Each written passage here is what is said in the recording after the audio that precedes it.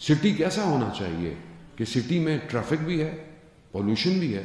How to control this pollution, how to control this voice, یہ جو noise ہے شہر کے اندر ٹریفک کی، اس کو آپ کیسے کنٹرول کریں گے؟ یہ جو ہواؤں کے اندر ڈرون جو ہے وہ آپ کی ڈیلیوریاں کرے گا، ہواؤں کے اندر جو گاڑیاں اڑنے کو تیار کھڑی ہیں، اس کو ہم کیسے مینیج کریں گے؟ اس کے لیے ہم خود سوچ رہے ہیں یا اپنے بچوں کو اس کے لیے تیار کر رہے ہیں؟ کیونکہ ہمیں اپنے ذہن کے حدود بہت لمیٹڈ ہے ہمارے، ہم اس دیوار سے آگے دیکھ ہی کچھ نہیں رہے، جبکہ وہ آنے والا حدودوں کو توڑ دے گا. وہ جب آئے گا تو ٹیکنالوجی اور علم اپنے کمال پہ پہنچے گا، اور کوئی بعید نہیں کہ جو ہے وہ E=mc² میں یہ باڈی انرجی میں کنورٹ ہوتی ہوئی کسی اور جگہ پہنچ جائے گی. کوئی اس کے لیے بعید نہیں ہے، لیکن اس کے لیے 2 شرائط ہیں. پہلی انڈیویجول ہے کہ وہ شخص خود فرد اپنے آپ کو تیار کیسے کر رہا ہے، کیونکہ یہ کوئی ملٹی نیشنل کمپنی نہیں ہے کہ آپ ظاہری چیزیں تو کر لیں لیکن آپ کا باطن کھوکھلا ہو. یہاں پہلی چیز جو چاہیے وہ عبودیت اور بندگی ہے. کیا ہم بندگی کر رہے ہیں خدا کی؟ وہ بندگی اپنے اندر شرائط مانگتی ہے. بندگی کی ڈیفینیشن ائمہ علیہ السلام نے بہت کی ہے، مگر جہاں پر ایک سب سے امپورٹنٹ اور بڑی حدیث ہے جسے ہم حدیث عنوان بصری کہتے ہیں، وہاں جب شخص امام جعفر صادق علیہ السلام اللہم صلی علی محمد، شخص جب امام کی خدمت میں آتا ہے، حدیث تو لانی ہے بہت، لیکن امام اسے کہتے ہیں کہ یہ علم جب تک نہیں آ سکتا جب تک تم بندگی نہ کرو اس پروردگار کی.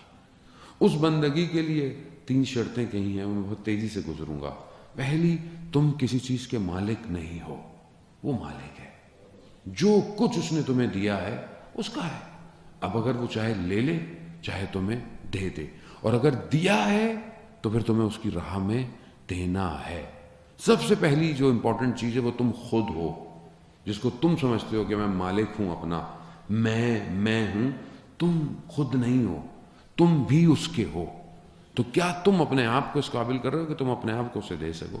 اپنی سوچوں کو، اپنے ذہنوں کو، اپنے علم کو، اپنی دولت کو، اپنا سب وہ مالک ہے تو تمہیں اس کو دینا ہے.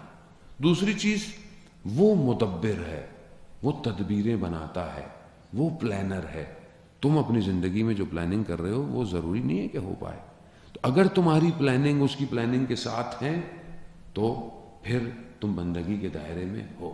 تیسری، اور جو کہ کہنے کو بہت آسان ہے مگر کرنے کو سب سے مشکل ہے، کہ 2 چیزوں کا اس نے حکم دیا ہے.